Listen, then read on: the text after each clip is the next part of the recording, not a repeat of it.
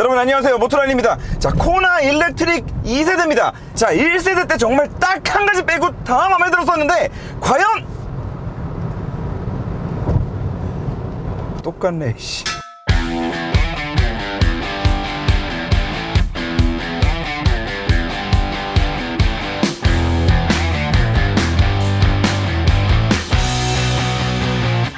자, 여러분 안녕하세요, 모토란입니다. 코나 일렉트릭, 많은 분들이 아시겠지만 제가 1세대 오너였습니다. 그리고 그냥 재미로 샀던 것도 아니고 사서 한 2년 동안 데일리카로 정말 잘 타고 다녔어요. 그리고 당시에는 보조금도 많았기 때문에 보조금 다 받아서 풀옵션을 그때 정작 내 돈 들어간 게 한 3,200 정도 됐던 것 같아요. 그래서 정말 잘 타고 다녔는데 코나 일렉트릭 유난히 마음에 들었던 이유 몇 가지를 좀 설명을 해드리면, 일단 저는 요 세그먼트 차를 굉장히 좋아합니다. 작고 컴팩트한 SUV, 비슷한 세그먼트에 있는 애들이 XC40이 있고요. 뭐 쌍용으로 따지면 코란도 이모션 정도가 또 요급일 거고, BMW에는 X1, 벤츠에는 GLA가 또 있습니다. 그리고 딱 요 세그먼트, 요 사이즈 차들이 정말 좋은 게, 일단 SUV다 보니까 가끔씩 높은 짐이나 가끔씩 좀 부피가 있는 짐을 실어야 될 때 짐이 실리는 거는 당연한 거고, 보통 작은 차를 타면은 이 시야 때문에 운전하는 사람도 답답함을 느끼거든요. 그리고 실제로 우리가 운전을 하다 보면 실제 내 차 안에 사이즈가 얼마나 되는지는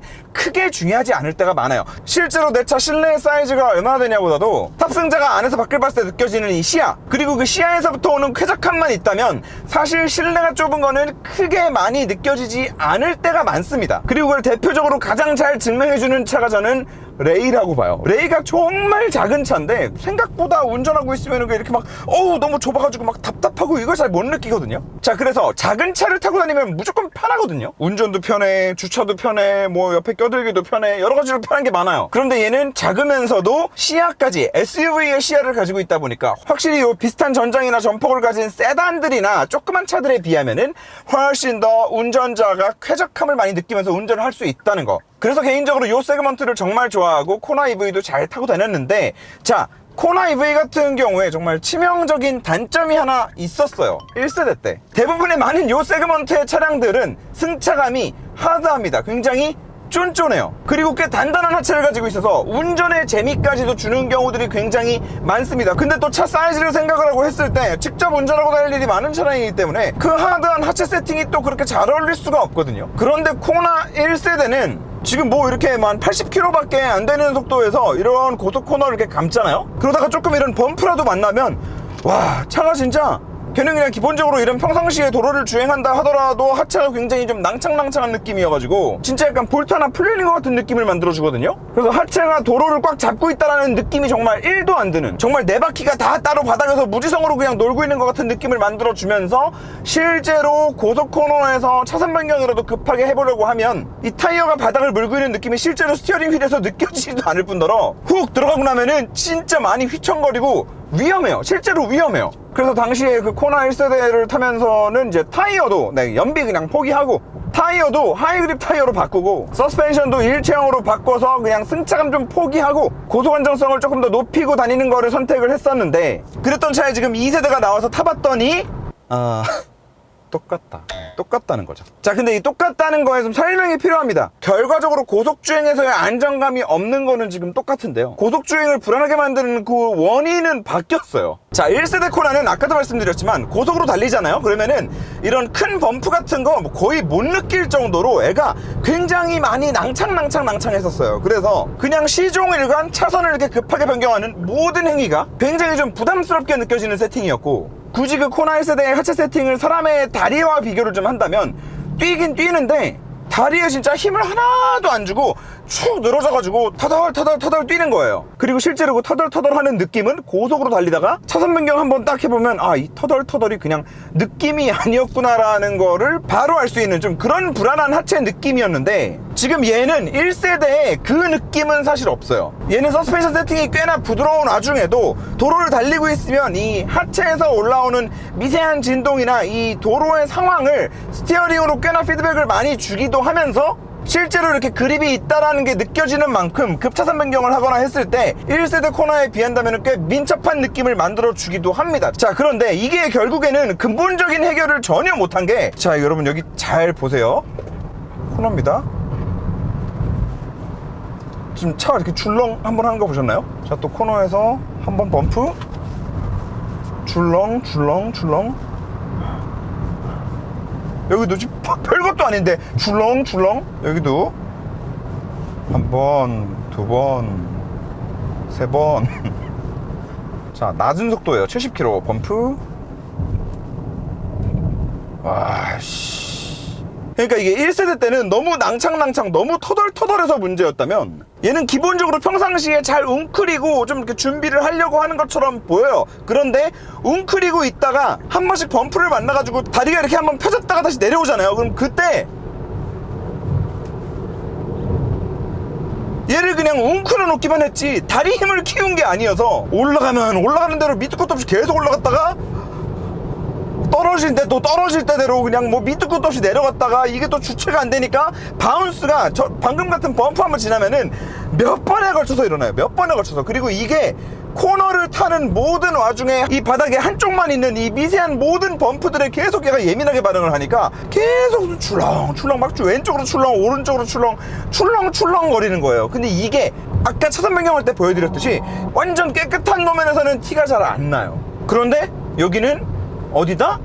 코리아. 이 도로는 K도로. 제가 이번에 노르웨이에 출장을 다녀왔잖아요. 그래서 가서 로터스 찍어왔는데, 아직 안 보신 분 있으시면 시청해주시면 감사하겠습니다. 여기 요거. 자, 근데 노르웨이 갔더니 이제 코나 1세대가 이제 뻥 안 치고 약간 우리나라의 아반떼라고 하면 좀 오바고, 거의 우리나라 XM3 보이는 정도로는 보였던 것 같아요. 정말 많아요. 정말 많이 돌아다니는데, 그래서 그건 좀 신기하다는 생각은 들었어요. 야, 쟤네들은 그 좋은 차들도 저기 많이 타봤을 텐데 저거 싸다고 그냥 막 타고 다니는 건가 생각을 했는데, 사실 노르웨이는 도로가 굉장히 깨끗했어요. 그리고 다른 유럽 국가들과 다르게 걔네는 굉장히 좀 그 할배 운전을 하는 나라였어요. 다들 천천히 다니더라고요. 천천히 다닌다고 해서 뒤에서 빵빵 거리지도 않아요. 제한 속도도 80인 도로에서 70으로 달리고 있는데도 차들이 그냥 그 뒤에 조용히 줄지어가지고 가요. 안 빵빵거리고. 그래서 그렇기 때문에 가능한 건가 싶기도 하고 뭐 그런 생각들이 들었었는데, 어쨌거나 여기는 한국이란 말이에요. 그래서 도대체가 이렇게 좌우가 수평으로 쭉 깔려있는 도로는 거의 찾을 수가 없고,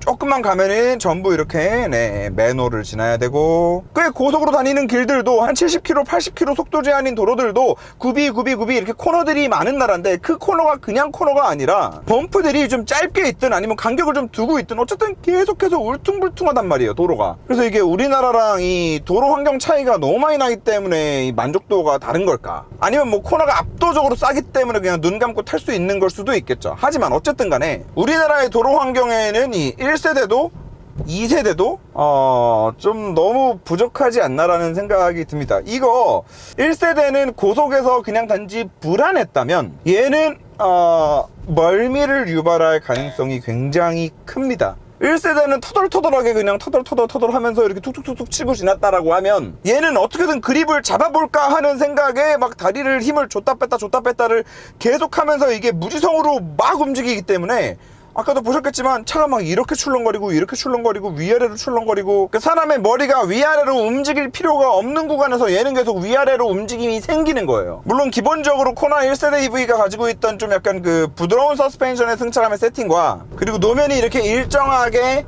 깨끗한 곳에서의 코너링은 분명히 1세대보다 나아진 부분이 있습니다. 그래서 차를 깨끗한 도면에서 잠깐만 타보면 승차감 굉장히 좋아졌다, 그러면서도 예전에 그런 이제 불안함도 많이 없어진 것 같은데 라고 느끼실 수 있는데, 조금 타보면, 조금 길게 좀 더 다양한 도로에서 경험을 해보시면은 제가 드리고 있는 말씀이 어떤 얘기인지 누구나 다 아마 느끼실 수 있지 않을까 하는 뭐 그런 생각이 들고, 그래서 혹시나 이 차를 패밀리카로 구매를 고려 중이다 라고 하시는 분들은 반드시 뒷자리에 가족분들 태워보시고 충분한 시승을 해보신 다음에 결정하시는 거를 추천을 드립니다. 자, 출력 말씀도 좀 드려봐야 될 것 같은데, 출력 얘기가 좀 많더라고요. 출력이 1세대보다도 확 줄었죠. 특히나 토크가 줄었습니다. 그래서 가속을 해보면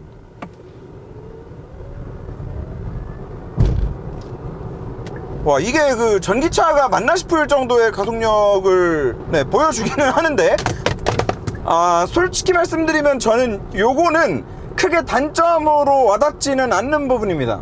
자, 코나 1세대도 마찬가지였지만 그 차 타고 어차피 그 토크를 순식간에 확 땅에 뿌리고 다닐 여유가 없어요. 자, 코나 1세대가 얘보다 토크가 훨씬 더 높았는데 개만 하더라도 그 토크를 평상시에 쓰고 다닐 일이 전혀 없습니다. 이 작은 차체의 전기차로서의 매력을 주는 거는 토크가 강한 것보다도 악셀을 밟았을 때 답답함이 없을 정도의 출력이 즉각적으로 나와준다는 데 있는 거거든요. 그 토크가 굳이 50일 필요가 60일 필요가 없는 거예요. 한 20 정도만 되는 토크가 즉각적으로 나와주기만 해도 우리는 일상생활에서 운전을 하기에 굉장히 편안해지는 겁니다. 왜냐, 그 힘이 붙을 때까지, RPM 올라갈 때까지 악셀을 이렇게 밟고 있을 필요가 없어지는 거거든. 그래서 어차피 코나 1세대 때 그 출력조차도 악셀을 깊게 다 때려밟고 다닐 일이 없었기 때문에 굳이 이 차를 타고 야 밟아봐 출력이 낮아졌지 라고 얘기를 하면서 그걸 느껴보라고 한다면 뭐 느껴지는 부분이 없는 건 당연히 아니죠. 1세대보다도 가속력과 펀치력과 토크감이 모두 다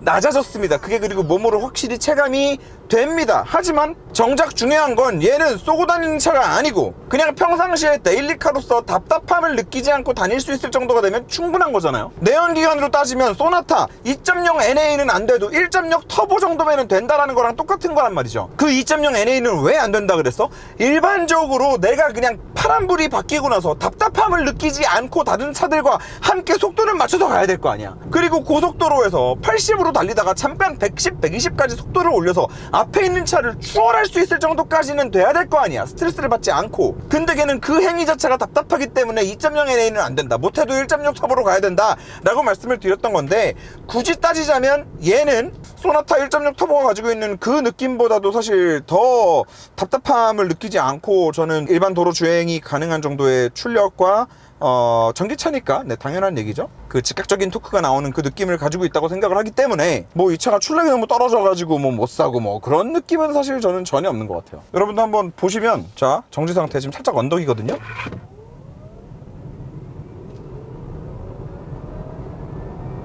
이거 뭐 엄청 답답할 만한 출력은 아니잖아요. 심지어 지금 에코 모드에서 그냥 때려 밟은 건데. 자, 그리고 마찬가지로 좀 언덕에서 노멀 모드. 에코랑 노멀이 큰 차이가 없는데? 스포츠 나볼까? 스포츠?